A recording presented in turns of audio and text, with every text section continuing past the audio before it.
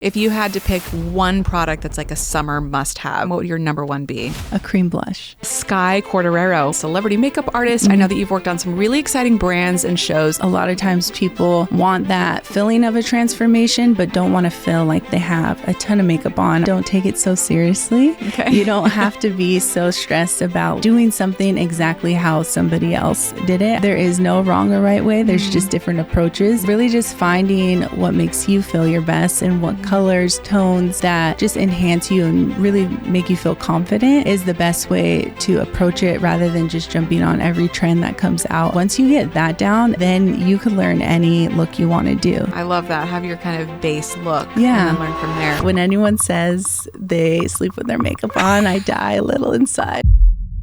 Hi, everyone. Welcome to today's episode of the Blissy Experience. I'm your host, Ariana, and I'm very excited for today's conversation with a celebrity makeup artist here. We're going to be hearing some behind-the-scenes stories on some celebrity sets. I'm just going to tease that Beyonce is involved in here somewhere. We're going to learn how your skincare is actually the first step of a great makeup routine.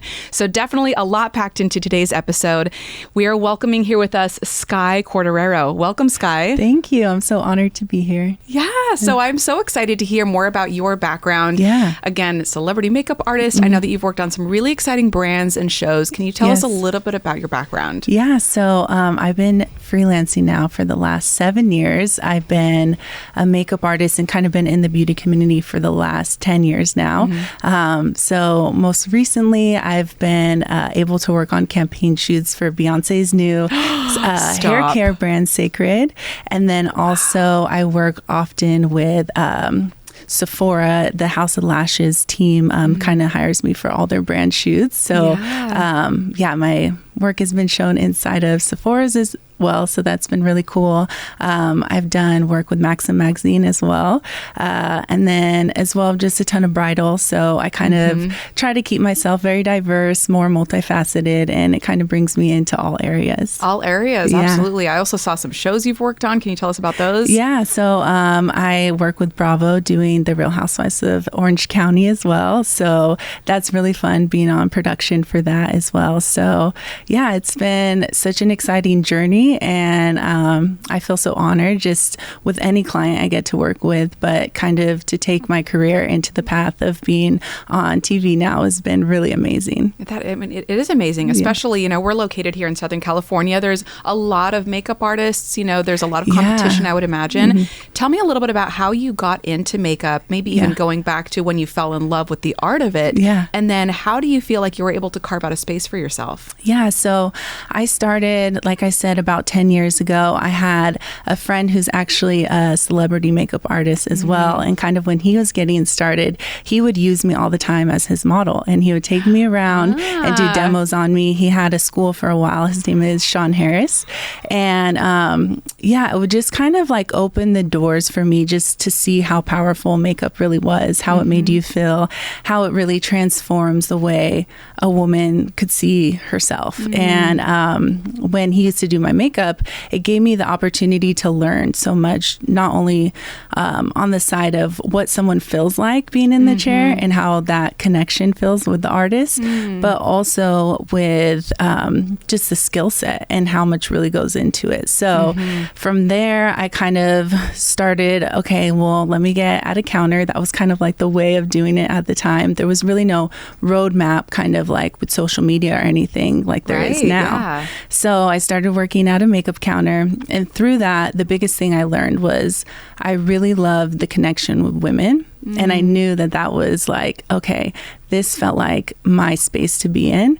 And from there, having my own experiences, having my makeup done, I was like, you could really make an impact in someone's day and just how they could really feel and move forward with the day or whatever event they were taking on. Absolutely. And like you mentioned, making a bride's day, right? Yes. That's a huge day in anyone's totally. life.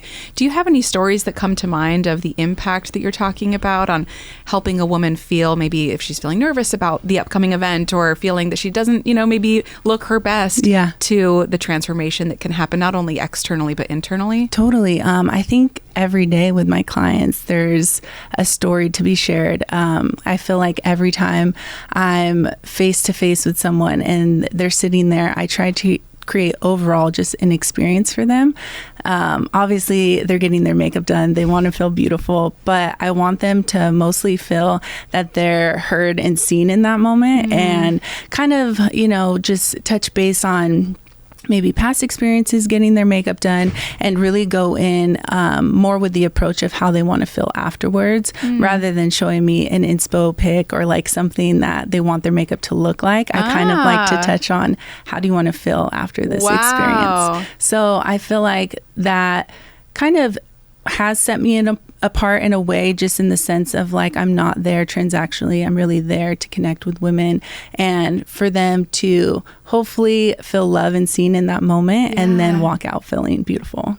What are some of the responses that you hear to that question? How do you want to feel after this experience? What do they say? Yeah, a lot of times I feel most people say they want to feel like an elevated version of themselves, or, they'll go in saying, I don't want to feel too like heavy, like I'm covering anything up. I just want to feel enhanced. Yeah. So authentic to who I am. Yeah. I love that. And sometimes with makeup, it's a bit of a psychological experience for myself to try and narrow down what that even means, because I feel like a lot of times people want that feeling of a transformation, but don't want to feel like they have a ton of makeup on, or that they feel like a completely different person, but they do want to feel different, of course, when they leave the that's a tricky balance. Exactly. So I've kind of just worked a lot just on my own, understanding just like the psychology behind how we view ourselves, and also how people like internalize and say to you like, okay, I want you to make me feel this way. There's like a lot of pressure surrounding that moment, because they're like, I'm going to hire her. She's going to come in and she's going to make me feel good about myself. And you've probably never done their makeup before. Brand new face, brand new features. Yeah. So it's a lot of working around. Okay, tell me what you view as beautiful in yourself, because then that gives me a better roadmap in understanding, okay, that's the way they like to view themselves, in having the perspective of, okay, if I enhance this feature, they're going to feel better. But if I enhance this, it could be the littlest thing, like the wrong lip color, that someone will entirely feel like, I don't feel good about myself. Yeah. So, it's so subjective too, right? Totally. I mean, of course, it's an art form. Yeah. So to be able to look at yourself in the mirror, I know I've had my makeup done, fortunately, by makeup artists in the past. And sometimes I look in the mirror and I'm like, oh yeah, this feels very me. And then other times I've looked in the mirror and I've just felt, for whatever reason, I can't even verbalize why I don't feel like me. And it's not because I'm sure they did a bad job or anything, but even, colors and just little nuances in the shape. I mean, do you find that makes such a big difference for people? Completely. Yeah. I think because we're doing our own makeup a certain way every day, and we're so used to seeing ourselves in that light. So what I learned from getting my makeup done a ton in the past, I would look at the work and I would think, this work is beautiful, but I don't feel my most beautiful. And it's just subtle things that I would need to tweak to feel my best, because it's how I'm used to seeing myself. So it could be even like, they do their eyebrows a certain way, and if they're not exactly that way, they're like willing to throw out the whole look, because it's like, I don't feel like myself, you know. And so I kind of go into it too, being like, it's just makeup and we could change anything. It's totally okay. I have I don't put any weight on the opinion of it, in a sense of where it's going to make me feel insecure about my work, because we're all so vastly different. So I'm very much like open to feedback, and I'm like, my goal at the end of the day is to make sure you feel beautiful. I would hate for you to leave and then like change something yourself when I could so easily change it. So I kind of preface every appointment that way, like, let me know if there's anything. It's not a big deal. We could change whatever you want. And a lot of times I feel like there's people that walk out and are like, no, it's perfect. I love it, because of course they're booking you based off of your style already. Sure, your portfolio. Yeah, that helps. And then other times they're like, I would like to like change this lip color or blush color. I'm not someone who wears blush, whatever it might be. There's so much more, I guess, that goes into it than the average person would even think, you know? Yeah, so much more. Yeah. Sky, you seem to be at an intersection of traditional makeup artistry, but also you're an influencer, a content creator. Even I would say probably your age range is at an interesting time where there's the shift to social media. Right. Of course, there's filters everywhere. Yeah. What's your take on finding the balance between that authentic self-expression that you're talking about and having fun with all of the options that are available to us in the beauty industry? Yeah. So I think when it comes down to social media, I feel like there's two parts on it. Like I personally love it in the sense of it's a creative outlet for me. It's also created a full career for me as well. I don't believe that I would have the career I have now without it. Sure. And I also think it creates such reach and different ideas and different approaches to makeup. I guess the negative side would be with all the editing and filters and everything that kind of alters the perception around makeup. And so you're saying the digital alteration rather than the makeup, the physical alteration itself. Oh, interesting. Yeah. So sometimes it's a little challenging because you are shown photos that as a makeup artist have been altered. And even with that, I mean, that's part of the art as well, because you have to be able to showcase your work online. And sometimes, lighting's not perfect on a photo. The coloring's not translating the same. So there are levels that we have to go in and retouch. And that's kind of part of the job. You never see like a campaign shoot without it being retouched first. Right. So yeah, that's definitely a big side of things as well.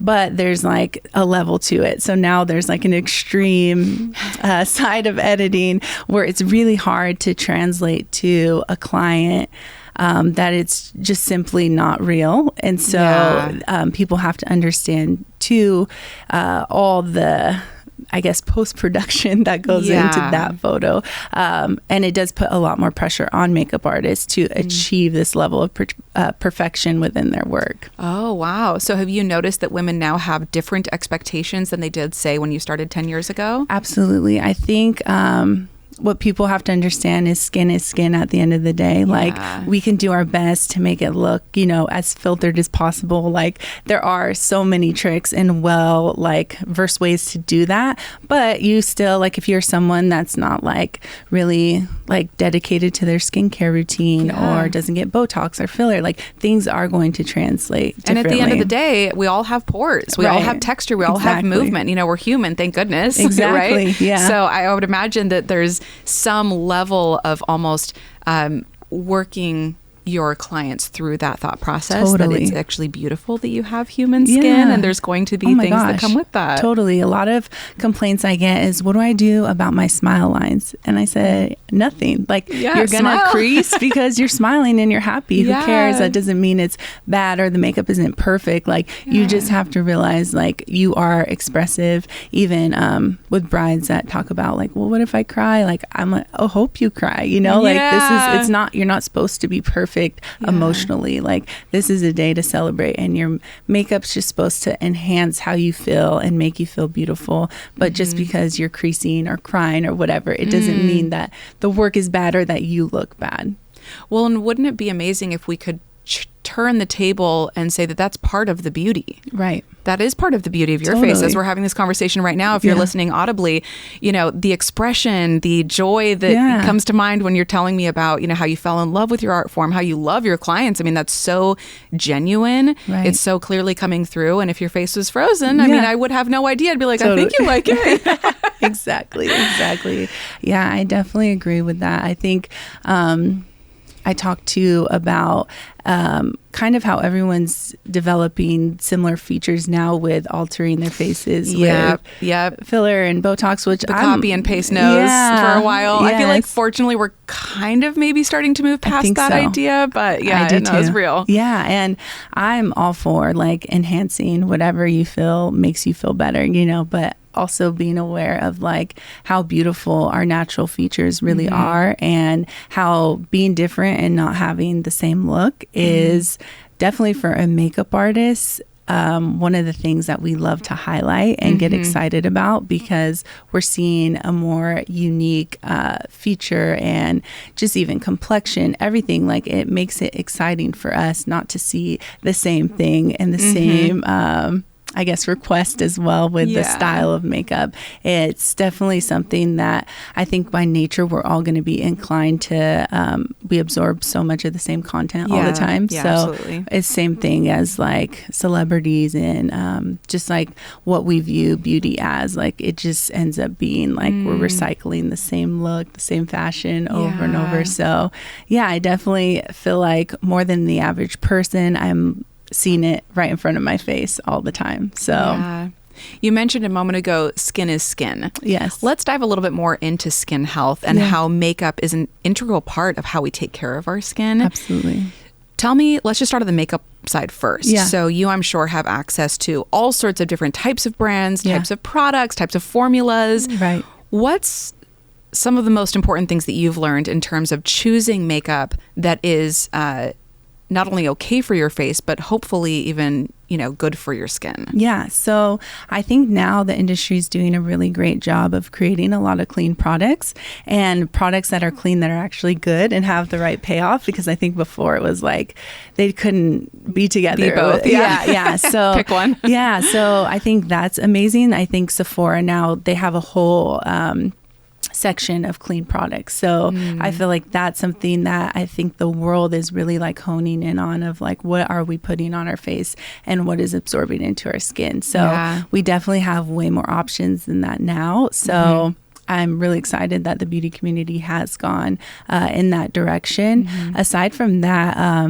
just being really aware of how you're cleansing and taking off your product too. When anyone says they sleep with their makeup on, I die a little inside. Like, come on, at least a makeup wipe, something. But people get tired. It is what it is. I feel like we've all done it. I definitely was that person in college. I was just, by the end of the day, I was so tired, and I've talked about this on the show before. I would literally finally get back home to my dorm 11 p.m. after being at the library or whatever, 1 a.m, who knows, just like crash, get up the next day and just like reapply mascara and go. Oh my gosh, like looking back, I'm like, I'm so sorry to my skin. I know. Why is it the hardest task at the end of the day? It feels like the biggest chore. Oh yeah. And still to this day, I'm very, very consistent now. Like I really can't get in bed without washing my face now. Like it would just make me shudder, I'm sure. But for some reason I go through the same, and tell me in the comment section if like you relate to this at all. But every night I still have an internal argument with myself. Every night I'm like, do I really have to wash my face tonight? Do I really have to brush my teeth tonight? And I go through that same argument every night, and then I end up doing it. Right. Like it's fine. This goes on for years. But it's just so challenging because it does feel like such a task to do, like another added layer to your beauty routine on top of all the skincare you're going to apply after that. And you're tired. It's the end of the day. Totally. I've even had clients that will text me the next day and be like, the makeup still looks great. I slept in it. And I was like, girl, please go wash your face. Oh, they're wearing it again. I'm like, well, hey, at least you're getting your money out of it. And also I know that it's going to last. But I mean, that speaks to the longevity. Totally. But skincare, I think, is obviously the base of makeup application. Like if your skin is not moisturized properly, exfoliated properly, and just cared for and being hydrated, the makeup is only going to be able to look so good. So it's definitely like key to having your makeup last really long and also just throughout the day absorb properly. But I'm very like adamant about skincare and also, letting my clients know before a big event, like really recommending doing hydrofacials, doing dermaplaning. Like there's so many tricks to do for your skin that really make the makeup go on and make your skin look flawless. So something that's been helpful for me is to think about my makeup as almost the paint that's going to go onto a canvas, right? You have to have a canvas. And so if you think about even just the canvas material itself, if it were very, very dry, or if it was very oily, or if it was, not exfoliated properly and there's dust and sand and, things going on there, then you can apply as much beautiful, high quality paint as you want. It's still gonna look as good as your canvas looks. Absolutely. So diving into some of your tricks for keeping our skin in the best possible condition, let's just start with the very basics. If somebody's saying, hey, you know what, maybe I do wash my face, maybe I even apply moisturizer. Beyond that, I feel like it can be a little overwhelming to go, oh gosh, there's so many products on the market. What do you recommend starting with if you had maybe a list of top 2 or 3 products? Yeah, I would always say like everyone's skin is obviously so different. So really doing like a 3-step regimen, I feel like is a great starting point, whether it be if you're really oily, dry, acneic skin, like there's so many great options on the market. I personally really am a believer in medical grade skincare because the stuff you're buying at Sephora, although it might be great for like hydrating, it's only going so deep into the surface of the skin. So as we're aging, we want to use more products that are going to penetrate a little bit deeper and give you real results. So I always say you want to do a double cleanse. So really getting in there, making sure you're melting away all the makeup and making sure your skin is completely like purified, then going into exfoliate, And real quick before that, explain exactly what double cleansing is. Yeah. So I usually go in with an oil cleanser or like a balm that mixes into oil, and it kind of just helps break up everything on your face. You're going to rinse that off and then go in with your regular cleanser after. So it's almost like you're washing your makeup off and then you're washing your face. Exactly. Yeah. And some people, they use makeup wipes still. So they'll do that first and then cleanse their skin. Makeup wipes, I think, can tend to irritate a lot of people's skin. So I don't really recommend doing that as your main way of cleansing your skin. It's not really able to remove everything like an oil or a balm would. And then from there, I would start with doing an exfoliant and then moisturize. So exfoliate every day? Depending on your skin type. And it's also something you have to work up to depending if you're more sensitive or not. But you really want to make sure you're removing that dead skin and all the excess makeup and oil off your skin before you're putting on your moisturizer or serums. Yeah. And like you said, kind of with the intention of getting it as deeply hydrated as possible. Yeah. Because I think hydration is like the main thing under makeup that makes skin look really like skin-like and have that bounce back. Yeah. You want your skin to be fully hydrated and prepped before ever applying any makeup. Do you feel like you can tell when a client is dehydrated if they're not drinking enough water? Oh, absolutely. Really? You can see it? You can see it in their skin. Yeah. And I could see it on myself too when I'm like not drinking enough water or sleeping enough. I'm like, oh, it shows. It really does. Yeah. So a lot of times too, if people are drinking the night before too, I can see it. And it's funny because you'll be like dehydrated, but then your skin will produce more oil. So it's interesting in that way where it's like double dry but oily at the same time. Yeah. So you have a lot of different conditions to work with, I'm sure, as soon as they sit in your chair. Yeah. You mentioned sleep. I want to get your opinion on silk pillowcases. Yes. As we know, they have a variety of benefits. And then specifically with your expertise here, they affect our skin, hair as well. I know you have some experience with, and then just helping us get the best possible sleep. Yeah. So do you use a silk pillowcase, and what are your thoughts? Yeah, I've actually used one, I would say, for about 7 years now. I'm a face sleeper, so it's like imperative for me to use it because I am face down on my pillow. Awesome. So I even notice on my face, my right side droops a little bit more because that's the side I predominantly sleep on. Sure, yeah. So with that, I think silk is like such an instrumental part to how your skin just looks when you wake up in the morning. A lot of times if I sleep in a hotel and I don't bring it with me or at a friend's house, I see the difference the next day. Really? Yeah, just in like one night. Yeah, fine lines in your skin. It looks more dry and not as supple. I think too on like a cotton pillowcase, it's absorbing your product that you put on. Yeah. So yeah, I think having a silk pillowcase is definitely an instrumental part to a beauty routine. Absolutely. Yeah. You mentioned, fine lines, suppleness. Explain the way that you kind of think through why does silk pillowcases make such a difference versus a traditional cotton pillowcase? Yeah. So if you're sleeping on your face or on your side, you have to think for 6 to 8 hours to 10 hours, however long you're sleeping, your face is immersed into something that's pushing it into a certain direction. So when you're sleeping on a pillow that's cotton, it's getting smashed up and it's sitting in that position. position all night long. So you do that majority of your life, you're going to have like creases and just fine lines in certain areas. So with the silk, I feel like it really allows your skin to kind of glide and move around as you're moving throughout the night. And as you're in like one position for so long, it will keep your skin kind of just in the place it needs to be, not being pushed or moved around against itself. And also, like I said, just keeping those products really absorbed into your skin. Yeah.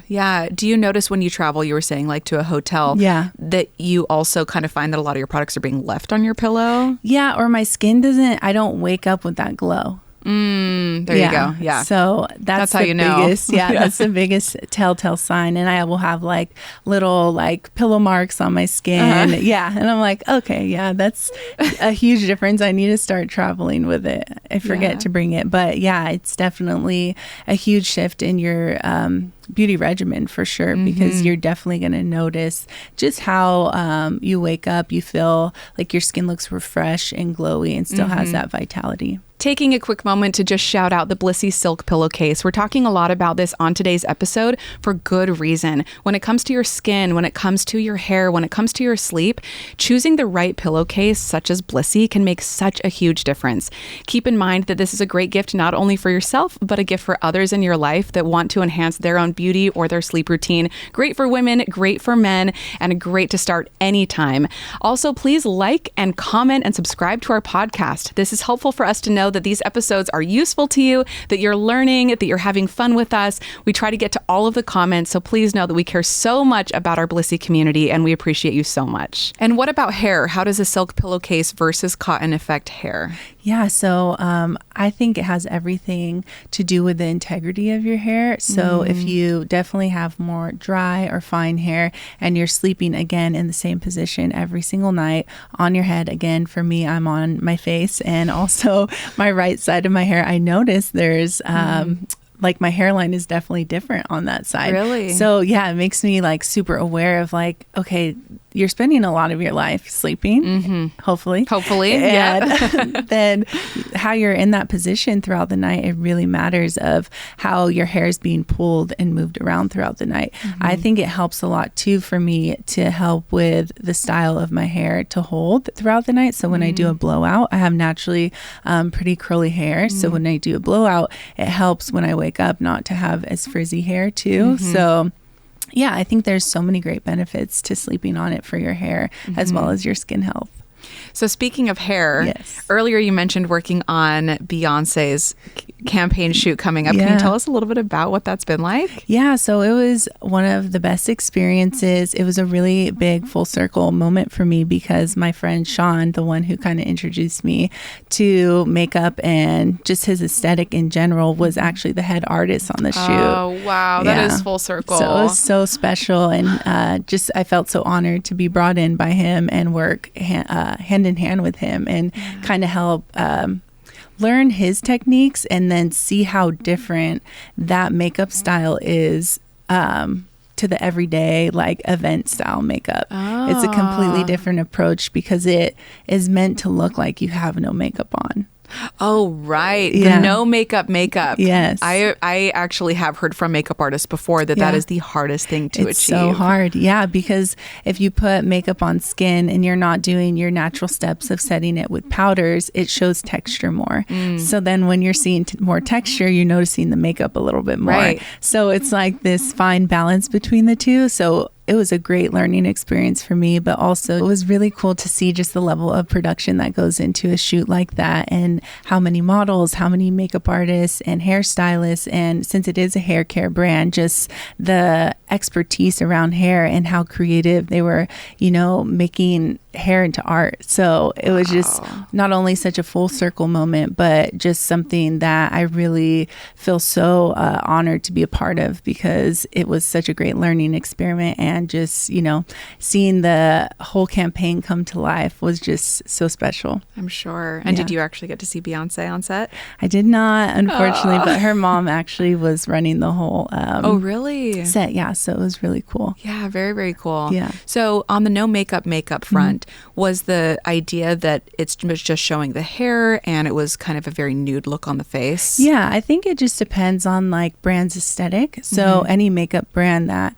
I've worked with to do campaign shoots on, they all have their own aesthetic and they all have a way that they like to highlight their products, whether it be, I think it's just catered to certain women or men, like they have a very specific clientele. So for someone like her, it's very earthy, natural.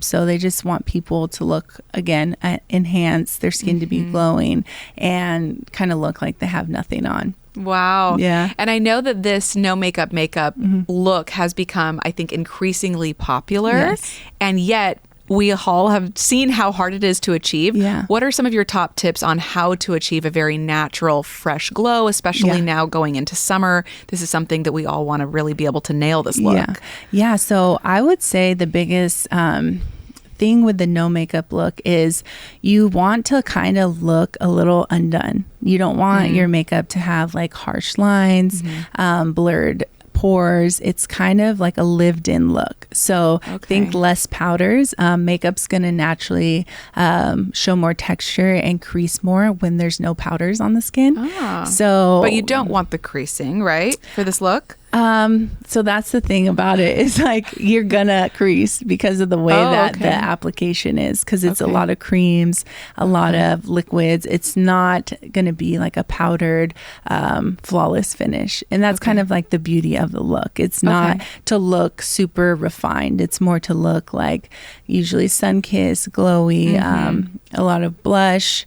You could use concealers, but make it like a very lightweight natural concealer. The brows are usually kind of just brushed up, not super filled in, and more like glossy lips. So it's kind of just thinking of what do I look like in my natural form and what do I enhance just to bring a little color and glow to the skin. Maybe some like light correction. Totally. Yeah. Some color correction under the eyes. Even like a soft brown mascara is a approach you would want to take just so that it doesn't look like any harsh or stark coloring. And a lot of glow on the skin. Do you have favorite products that you can call out to achieve that glowy, summery look? Yeah, I like a lot of the products from Nude Sticks. They're very emulsifying and they could be used in a lot of different ways. So you could use one stick to do your lips, your eyes, and your blush. I think I've seen this trick, which I love because I'm all about kind of just the simple having one product. I also really love the monochromatic look. Yeah. This is something that I discovered, I don't know, probably because I was being lazy. But then I was like, I love this. It's so nice. So, I mean, I use the same bronzer on my cheek and I use that as an eyeshadow. I use it to like contour a little bit and some same things with blush. You know, every once in a while I opt to not use bronzer and I just use a blush, like kind of a corally peachy, and I'll use that on my cheeks and as my eyeshadow, and I love it. I love it too. I think it's really flattering on a lot of complexions, and it's just an easy way to bring color and dimension into your face without feeling like you have to put in so much effort. And I think when you use that monochromatic look, like you were saying with these sticks, is that it kind of almost gives more of a natural essence to, well, that's just the tone that her skin takes naturally, maybe, you know, the contours of her face. Right.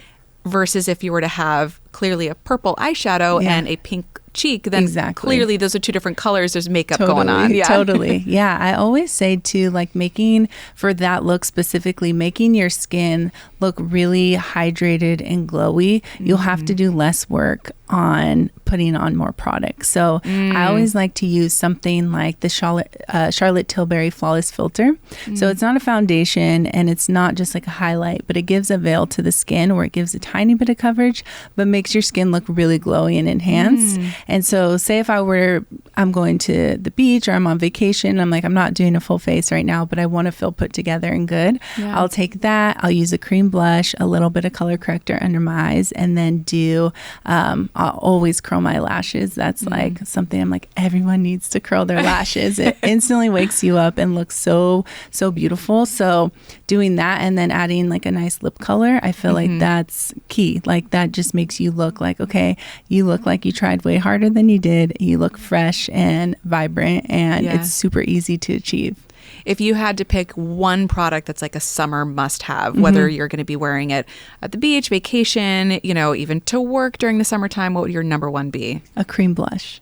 Really? Yes. Cream blush? I'm a blush girl through and through. Yeah. Like, it's my favorite product in the whole lineup of products that I use. I have so many, it's ridiculous, but I feel like cream blush really just brings so much vibrancy to people's faces, and everyone looks so like youthful and cute with blush on. So yeah, definitely it's in my routine always, but in summer, I think when you have a little bit of color on your skin, it's just the best little add-on to use when you want to feel like a little more put together. And why a cream blush versus a powder? I think because cream, I always like to lay products down kind of in a certain order, in a sense, to get longevity and payoff. And I feel like with the cream, when you're laying that down under a powder, say if you want to layer a powder on top, it gives more of a blended, seamless look. And I can see what you're saying with the longevity, because you're sort of locking it in with the powder on top of that color. Yeah. So I always do every product that I put down in cream form, I set with powder form of it. That way you don't get those harsh lines, and you don't get that blotchiness that a lot of women tell me they experience, or it looks patchy and it's skipping on the skin. You're like painting and setting down the base first, and then adding in the powder to set it and lock it in place. You mentioned that when you do women's makeup, some women say, oh, I'm not a blush person. Yes. Do you find that, in your opinion, everyone does look better with blush, though? I do. Really? Because there's so many colors to it. Like, not everyone's going to look great in a bright pink or a super peachy tone. But I think adding that color to the skin is really... you can't go wrong. Everyone's going to look more youthful and just enhanced with blush on. Because if you think about the face when it's super just monotone, there's no like dimension. Say you just do bronzer, which is, a look in itself. But I feel like you need that color in the center of your face just to tie everything together. And I always notice that I look a little bit more alive when I have blush on. Yeah. That when you think about truly the life running through us, the blood running through us, right? The reason that we have blush, I mean, it wasn't invented out of thin air. The reason that we even came up with blush in terms of makeup was to enhance that natural flushing that was already happening in the face when you're happy, when you're excited, when you're out and about, living your life and having great energy. I find that if I don't have blush on, that I'm like, oh, I kind of look a little tired. Yeah, no, I completely agree. I feel like every day when I'm like, okay, I'm going to go to the gym, and I'm the girl that wears makeup to the gym. That's just who I am. I'm a makeup person. Own it. I love it. So I feel like what I like to do for like my gym makeup look is really, again, make sure the skin looks glowy, and blush is at the forefront of the look, and it just makes me feel alive. And I feel like more confident. I feel like I'm more energized. I think just that ritual of doing your makeup before you go somewhere, no matter how much or how little it is, it does give you this level of confidence to take on your day and just feel like I put myself together today, and I have more energy now to take on whatever I have to do. Yeah. A couple last rapid fire questions. One is, what is the number one thing to avoid when it comes to skincare? Number one thing to avoid.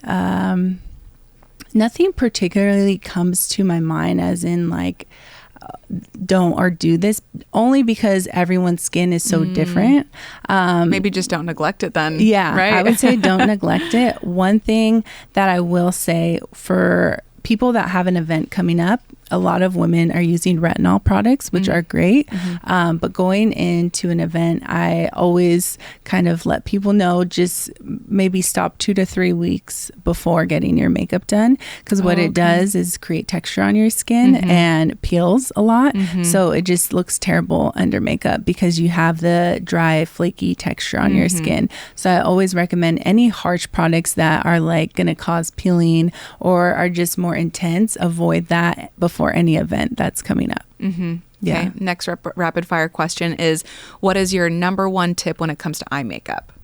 Eye makeup, I always say your shadow isn't going to look blended if you're not setting your eyelid properly before. So I always recommend putting on your concealer or whatever eyeshadow base you want to use, set it with a translucent powder, and then go in and apply. Because if you go directly in, it's going to skip and look kind of blotchy, and you're not going to get that really seamless blended look. I can see that because I'm looking at your eyeshadow right now, and I'm like, it's the most seamless eyeshadow I've ever seen. Thank you. Thank you. Yeah, it's really, if you think about putting a pigment on just a canvas that has no barrier there, it's not going to be able to have the same blendability as if you put something that lays down a nice clean slate before you're applying to blend it. And I would imagine that there's also varying levels of absorbency across the eyelid. Yeah, if totally. You don't set it. Yeah, and I feel like too, there's obviously, like you said, you're someone that likes to throw bronzer on your eyelids, like something like that. It's not going to be as like detrimental to go through a whole prep of your like setting your eye and concealing and all that prior, because it's more of a lived in look, right? But if you're like, I want to do an eyeshadow look and I want it to look really blended and use multiple colors, I do think that's an imperative step into getting that nice blend. Yeah. And last question is, what's your number one tip for all people who wear makeup to feel their absolute best? I would say, one, don't take it so seriously. Okay. You don't have to be so stressed about doing something exactly how somebody else did it. I do a lot of one-on-one lessons with either makeup artists or clients that just want to learn. And I feel like there's a lot of anxiety around it of doing it the wrong or right way. There is no wrong or right way. There's just different approaches and different aesthetics around it. So really just finding what makes you feel your best and what colors, tones, what little techniques you could implement that just enhance you and really make you feel confident is the best way to approach it, rather than just jumping on every trend that comes out around makeup, kind of having your staple routine. And once you get that down, then you could learn any look you want to do. So I think just learning a good complexion routine and having your skin look just as flawless as you want to make it, and having your key steps. Then from there, once you learn that, you could do any eyeshadow look. You could experiment with different colors, tones, techniques. But I think everyone just needs to learn that foundation and what that makes them feel really good, and go from there. Yeah, I love that. Have your kind of base look and then learn from there. Exactly. I know you do a great job of sharing a lot of these tips with your audience. Can you tell us where to find you online? Yeah, so I'm on Instagram and TikTok at Sky Lovey. Sky Lovey. Well, thank you so much. This has been an awesome conversation with Sky Quartararo. This has been the Blissy Experience. I'm your host, Ariana, and we'd love to hear from you in the comments what you enjoyed about today's episode. If you have any follow-up questions for Sky, and if you have ideas for other guests or topics that you'd like us to cover, we are all about our community. We read all of your comments, and we would absolutely love to be able to answer your questions about all things beauty and getting your best sleep possible. Thank you for listening, and we'll see you next time.